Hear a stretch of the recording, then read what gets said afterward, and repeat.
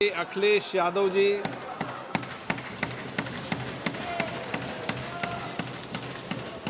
अध्यक्ष महोदय, मैं आपका धन्यवाद देना चाहता हूं कि इस महत्वपूर्ण विषय पे मुझे बोलने का मौका दे रहे हैं। मैं अपने साथी माननीय सदस्य गौरव गोगोई जी के से सहमत हूं। बहुत सारे महत्वपूर्ण उन्होंने बिंदु उठाए और अध्यक्ष महोदय,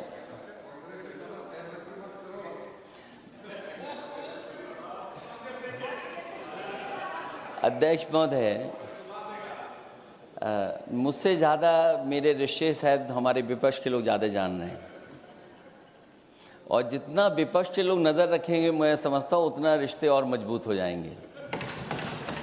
अध्यक्ष महोदय, मैं आंदोलन को बहुत दूर से देख रहा था और उस आंदोलन में जो जीत के बाद नारा लगा,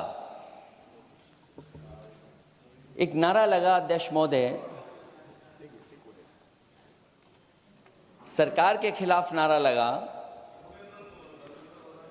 कि सरकार को ये अहंकार था कि सरकार झुकती नहीं है, लेकिन उन्हीं नई पीढ़ी के लोगों ने ये वो नारा दिया कि झुकाने वाला चाहिए, सरकार भी झुकती है और सरकारों को झुकाना भी नौजवानों को आता है।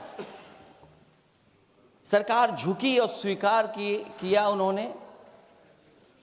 जो करोड़ों नौजवान जो मांग कर रहे थे कि सबसे पहले जो मंत्री जी हैं वो इस्तीफा दें, और बिंदु दूसरे अलग हैं जो हम लोगों को जानकारी में मिल रहा है। अध्यक्ष महोदय, सरकार हर विषय पर स्वीकार किया है, लेकिन पता नहीं अध्यक्ष महोदय ये बात समझ में नहीं आ रही है कि सदन में उन आश्वासनों को क्यों नहीं रख रही है सरकार, जो सहमति बनी है। और उसके बाद अध्यक्ष महोदय, हम लोगों ने देखा कि जब मंत्री जी लौटे हैं, मंत्री नहीं रहे, उसके बाद सदन के बाहर उनका स्वागत किया गया। अध्यक्ष महोदय, जो स्वागत हुआ उसके लिए हमें कोई शिकायत नहीं है, लेकिन माननीय सदस्यों को कितनी बड़ी राहत मिली होगी, कितने बड़े संकट से बचाया उन्होंने। एक प्रधान जी को हटा करके प्रधानमंत्री बचा लिया आपने। और ऐसा अध्यक्ष महोदय आंदोलन किसी ने नहीं देखा, जिस आंदोलन में नई पीढ़ी के लोग, कम उम्र के लोग निकल करके आ गए और जो नारे दिए गए। ये सरकार पिछले कई वर्षों से नकारात्मक प्रचार पर टिकी हुई थी, नकारात्मक राजनीति करती थी और न जाने कितने हजार करोड़ रुपए खर्च किए होंगे सरकार ने नकारात्मक राजनीति के लिए। लेकिन नई पीढ़ी को मैं बधाई देना चाहता हूं, उनके मनोबल को और उनकी एकता को, और जिस तरीके से उन्होंने प्रचार किया, अंततः सरकार को झुकना पड़ गया। भाजपा वचन नहीं देती, जुमला देती है। तो मुझे उम्मीद है कि सभी युवा नौजवानों का जो मांग की है उन्होंने, उन सभी मांगों को सरकार स्वीकार करेगी। और सरकार ये भी स्वीकार कर लिया होगा कि कोई दल मजाक में बना तो कितनी बड़ा दल बन गया। जो कोई चीज मजाक से शुरू हुई वो कितना सीरियस हो गई, और इतना सीरियस हुई कि हमारी सरकार लोकतांत्रिक हो गई कि जो उनको धरने पे बैठने दिया। सरकार लोकतांत्रिक थी कि उन्हें धरने पर बैठने दिया।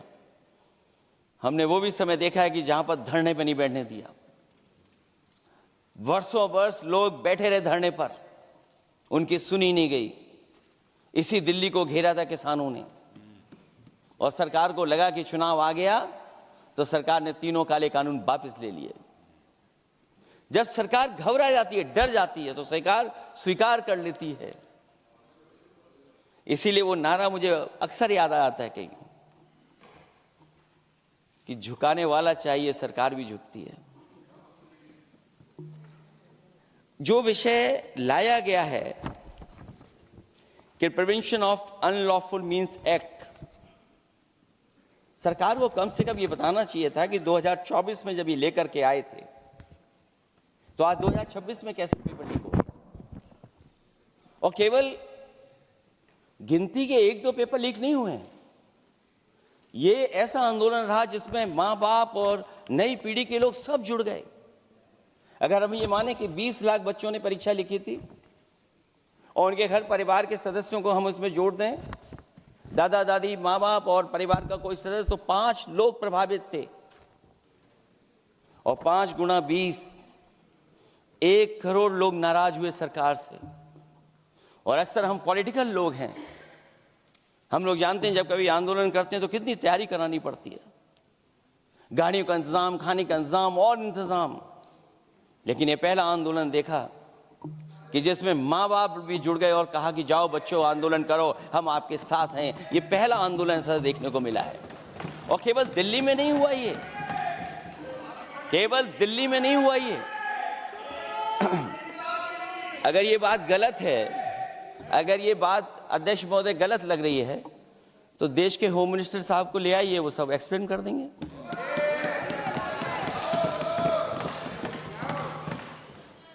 पहला आंदोलन जिसमें माँ बाप ने साथ दिया, क्योंकि परीक्षा से कितना दुखी हैं लोग। ये जो परीक्षाएं लीक हुई हैं, कई महीनों पहले ये किताब बना दी थी। और अध्यक्ष महोदय, जो लोग चढ़ावा चोरी नहीं बचा पाए, वो पेपर लीक कैसे बचा पाएंगे? जो भगवान के दरबार से दान गायब हो गया, दान चला गया, वो लोग पेपर लीक बचाएंगे? किस कानून को, जो कानून पहले बनाया उसी कानून का संशोधन करके लेकर आए? किसकी आंखों में आप धूल झोंक रहे हैं? और अगर कानून से बच रहा होता तो भाजपा की 10 साल की सरकार में 20 परीक्षाएं कैसे लीक हो गई? 20 परीक्षाएं लीक हुई अध्यक्ष महोदय, जिसमें कोर्ट तक जाना पड़ा, उसके बाद परीक्षा रद्द हुई है। दरोगा भर्ती का पेपर लीक हो गया, जूनियर इंजीनियरिंग के भर्ती का पेपर लीक हो गया, ग्राम विकास पंचायत अधिकारी का पर्चा लीक हो गया, नलकूप चालक भर्ती का, यूपी टीईटी का परीक्षा लीक हुआ। और एक बार नहीं हुआ, 3 बार पेपर लीक हुआ यूपी टेट का। हाई स्कूल बोर्ड का परीक्षा लीक कर दिया, इंटरमीडिएट की बोर्ड की परीक्षा लीक हुई, इंटरमीडिएट का फिर परीक्षा का लीक हुआ, कई बार हुई। सिपाही भर्ती लीक हुई। आप सोचिए कितनी परीक्षाएं लीक हुई हैं। और नीट परीक्षा कोई पहली बार लीक नहीं हुई, दोबारा लीक हो गई, कानून बनने के बाद लीक हुई। सहायक प्रोफेसर भर्ती लीक है, लेखपाल भर्ती लीक हुई। यूपी जैसे स्टेट, जो सबसे बड़ा स्टेट है, जहां से प्रधानमंत्री चुन करके आते हैं, वहां तक पेपर लीक हो जा रहा है। और जो संस्था परीक्षा एग्जामिनेशन करा रही है, वो एनटीए में भी आउटसोर्स कर दिया आपने। हम विपक्ष के लोगों को तो डर ये लगता है अध्यक्ष महोदय, कहीं ऐसा ना हो कि ये पूरी सरकार को आउटसोर्स कर दें। आउटसोर्स सरकार है, जो सबसे विश्वसनीय संस्था है, उसमें आउटसोर्स पे आपने कर्मचारी को रखा हुआ है। किस बात की जवाबदेही है? यही अकाउंटेबिलिटी है आपकी? कहीं अकाउंटेबिलिटी ये तो नहीं है, आप अकाउंटेबिलिटी को ये न कहीं समझ बैठे हों कि अकाउंट को भर दे वो एबिलिटी वाला ही हमें चाहिए। कहीं वो अकाउंटेबिलिटी तो नहीं है। आप बताइए, एनटीए को आउटसोर्स किया हुआ है आपने। जिस संस्था की जिम्मेदारी है महत्वपूर्ण परीक्षा कराने की, उसमें सब आउटसोर्स। और ये सच कहा कि कांग्रेस पार्टी के माननीय सदस्य ने मांग की है कि वो हम लोगों को पता होना चाहिए आखिरकार कौन लोग थे जो आउटसोर्स होकर के बैठ करके परीक्षा में इस तरह की घोटाला कर रहे थे। आखिरकार जवाबदेही क्या है, किसकी थी? और फिर केवल नीट की परीक्षा की बात करें और परीक्षाओं की बात करें, अगर हम अध्यक्ष महोदय, जब से सरकार बनी है तब से सरकार की कोशिश रही है कि शिक्षा, परीक्षा और यूनिवर्सिटी का ताना बाना पूरा ध्वस्त हो जाए, उसको एक रंगी बना दें हम, उसमें अंडरग्राउंड अनरजिस्टर्ड लोग शामिल हो जाएं। ये पिछले जब से भारतीय जनता पार्टी की सरकार आई है तब से हो रहा है। और फिर शुरुआत कहां से होती है? क्योंकि आप नहीं चाहते कि देश के गरीब लोग पढ़ें लिखें आगे बढ़ें। सरकार ने सबसे पहले हमला किया प्राइमरी स्कूल पर, और प्राइमरी स्कूल कितने बंद किए हैं आपने? जहां से बच्चे की शिक्षा की यात्रा शुरू होती है। एक गरीब परिवार का बेटा, बच्चे कहां से पढ़ करके निकलते हैं? सबसे पहले प्राथमिक शिक्षा सरकारी स्कूलों से पढ़ करके निकलते हैं। हमारे बहुत सारे माननीय सदस्य होंगे, वो उन्हीं प्राथमिक विद्यालयों से पढ़ करके आज इस सदन तक पहुंचे होंगे। आपने सबसे पहले स्कूलों पे हमला किया, और प्राइमरी से लेकर के नौकरी तक पे आपने हमला किया है। युवाओं के भविष्य पर आपने चोट पहुंचाने का काम किया है। और जो प्राइमरी स्कूल जो आपने बंद किए हैं, वो इसीलिए बंद किए हैं आपने कि पिछड़े, दलित और गरीब के वर्ग के परिवारों के बच्चे पढ़ लिख न जाएं। क्योंकि आज भी अगर हम देखते हैं प्राइमरी स्कूल में कौन पढ़ने जा रहा है? सबसे समाज के गरीब परिवार के बच्चे पढ़ करने जा रहे हैं। सबसे पहला हमला आपने वही किया, और इसीलिए किया क्योंकि नींव पर ही अगर हमला होगा तो ये आगे नहीं बढ़ पाएंगे। जो आंकड़े सरकार के बताए गए हैं, 1 लाख से ज्यादा सरकारी प्राइमरी स्कूल बंद कर दिए सरकार ने। और अगर ये बात गलत है तो हमें उम्मीद है सरकार इस पर भी जवाब देगी। और अगर हम आंकड़े निकालें तो जो आंकड़े दिखाई दे रहे हैं, यूपी में सबसे ज्यादा प्राइमरी स्कूल बंद हुए हैं।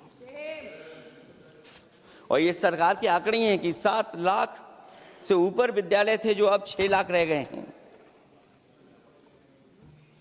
और यूपी में तो सबसे ज्यादा बंद हुए हैं। उत्तर प्रदेश में 26,386 सरकारी प्राइमरी स्कूल बंद कर दिए सरकार ने। और केवल प्राइमरी स्कूल बंद नहीं किए हैं, नौकरी पे भी हमला किया है। 69,000 शिक्षक भर्ती को लेकर के बड़े पैमाने पर घोटाला किया गया। और घोटाला इतना बड़ा है कि वो सभी कोर्टों में गए हैं और पिछले कई वर्षों से आंदोलन कर रहे हैं। कोई स्थान नहीं बचा अध्यक्ष महोदय जहां पर वो शिक्षक भर्ती के लोग न गए हों। मंत्रियों के यहाँ गए, आंदोलन किया है, हाई कोर्ट गए, सुप्रीम कोर्ट गए।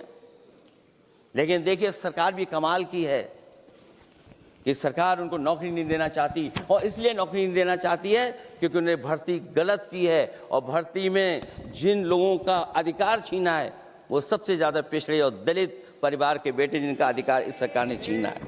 और ये अगर बात नहीं ठीक है तो हमें उम्मीद है कि सरकार इसका भी जवाब देगी। माध्यमिक स्कूलों को भी बंद किया जा रहा है, और बड़े पैमाने पे स्कूल बंद हुए हैं। और जो बोर्ड की परीक्षाएं लीक हुई हैं, पूरे देश में बड़े पैमाने पर बोर्ड परीक्षाओं के पेपर लीक किए गए हैं। अध्यक्ष महोदय, हम जानना चाहते हैं कि आखिरकार 10वीं और 12वीं के पेपर लीक क्यों हो रहे हैं? 10वीं और 12वीं के पेपर लीक क्यों हो रहे हैं? इसके लिए अगर कोई सरकार के पास जवाब हो तो बताएं।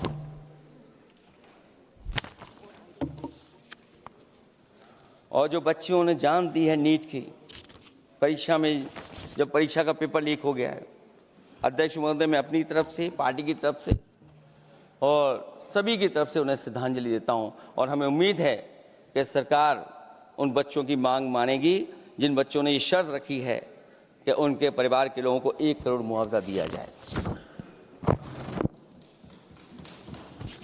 जब उच्च शिक्षा में जिस तरीके से भर्ती हो रही है, अध्यक्ष महोदय, जो उच्च शिक्षा की भर्ती है उसमें जो अपॉइंटमेंट हो रहे हैं उनके बारे में तो क्या चर्चा करें कि जब संस्था पे सबसे ऊपर बैठा व्यक्ति ही अन्याय करेगा तो पूरी संस्था में अन्याय होगा। जब से ये सरकार आई है, जो बड़ी बड़ी संस्थाएं हैं उन सब संस्थाओं में एक रंगी लोगों को बैठा करके उन संस्थाओं को ध्वस्त करने का काम कर रहे हैं, और न केवल उन संस्थाओं को खराब कर रहे हैं बल्कि अध्यक्ष महोदय, उत्तर प्रदेश में एक स्वतंत्र सेनानी, उनके नाम पर यूनिवर्सिटी बनी, मौलाना जौहर यूनिवर्सिटी। यूनिवर्सिटी बनकर के तैयार हो गई। इन्होंने कोई सरकारी यूनिवर्सिटी नहीं बनाई, और अगर कोई प्राइवेट यूनिवर्सिटी बन भी गई है तो उसको भी हथौड़ा लेकर के तोड़ने की तैयारी कर रहे हैं ये लोग। ये नफरत की राजनीति कहां लेकर के पहुंचा देगी।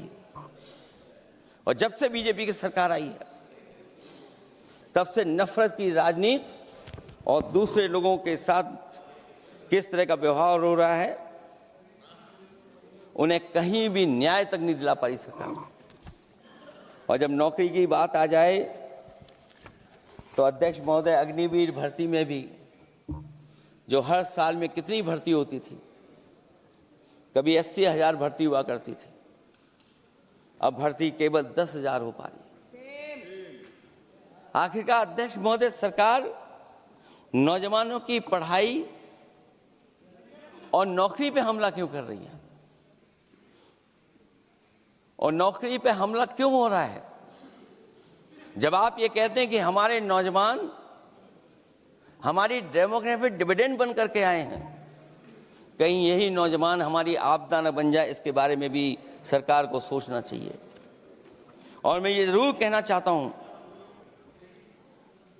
कि अध्यक्ष महोदय, अगर शिक्षा अच्छी होगी, परीक्षा सच्ची होगी, तो तरक्की भी पक्की होगी। और ये तरक्की नहीं चाहते हैं, इसीलिए शिक्षा पर और परीक्षा पर हमला कर रहे हैं। मैं इन्हीं शब्दों के साथ अध्यक्ष महोदय आपका धन्यवाद देता हूं। और जो बिल लेकर के आए हैं आप, बिल तो 24 में भी लेकर के आए थे आप, जो 24 में बिल लेकर के आए थे, उसके बाद नीट परीक्षा का पेपर लीक क्यों हो गया, ये आप बता देना मंत्री जी। आपको एक कानून बनाने के बाद दूसरा कानून बनाना पड़ रहा है, ये क्या वजह है? और आपको मंत्री जी का स्वागत इसलिए करना पड़ रहा है कि आपको संकट से बचा लिया। और अगर अखिलेश जी तो समाजवादी है। मैं पूछना चाहता हूं कि छात्रों का आंदोलन के बाद सरकार उनका बात सुन के पार्लियामेंट में बिल लेके आता है, ये अच्छा है? या जो आंदोलन होता है तो उसको कुचलने के लिए देश में इमरजेंसी लगा देता है, वो अच्छा? आप बता दीजिए।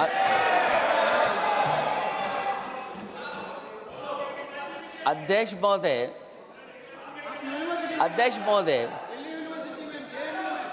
महोदय, मैं इमरजेंसी को तो नहीं देखा हूं, लेकिन इमरजेंसी में क्या क्या हुआ है वो अभी दिल्ली की राजधानी में भी देखने को मिल गया है। आंसू के गैस के गोले और लकड़ी में लगा हुआ कुछ कील का और कांटे की चीजें, उस समय करंट नहीं लगाया जाता था, इस बार करंट लगाया गया। तो ये इमरजेंसी के बराबर ही हुआ है हमला, कम नहीं है। इमरजेंसी से कम अन्याय नहीं कर रहे हैं आप लोग। और याद करिए अध्यक्ष महोदय, अगर इमरजेंसी इन्हें याद आ गई है, अगर इमरजेंसी अध्यक्ष महोदय इन्हें याद आ गई है, तो इमरजेंसी के बाद भी परिवर्तन हुआ था, और हमें भरोसा है कि इसके बाद भी परिवर्तन होगा। और अध्यक्ष महोदय, मैं आखिरी में कहना चाहता हूं, कानून से नहीं, नियत साफ होगी तब नीट का परीक्षा साफ होगी। सवाल कानून का नहीं है, आपकी नियत साफ नहीं है। और जिस समय आपकी नियत साफ होगी तो परीक्षा भी साफ हो जाएगी। और हमारे साथी जो कुछ और बातें उठा रहे हैं, आज मौका नहीं है लेकिन आपको भगवान भी माफ नहीं करेंगे, क्योंकि आप चढ़ावा चोरी में शामिल हुए हैं। और चढ़ावा ही नहीं, जो गुप्त दान था वो भी चोरी हुआ है, गुप्त दान। और ये पाप की श्रेणी में नहीं आता है, महापाप की श्रेणी में आता है। Akhilesh ji bill pay. और अध्यक्ष महोदय, आखिरी में मैं इतना ही कहना चाहता हूं, शिक्षा की रक्षा के लिए जो आंदोलन हुआ है वो हमेशा आंदोलन जीतेंगे। बहुत बहुत धन्यवाद, बहुत बहुत आभार प्रकट करता हूं आपका। Shri Abhishek Banerjee. Thank you, sir. I rise here today to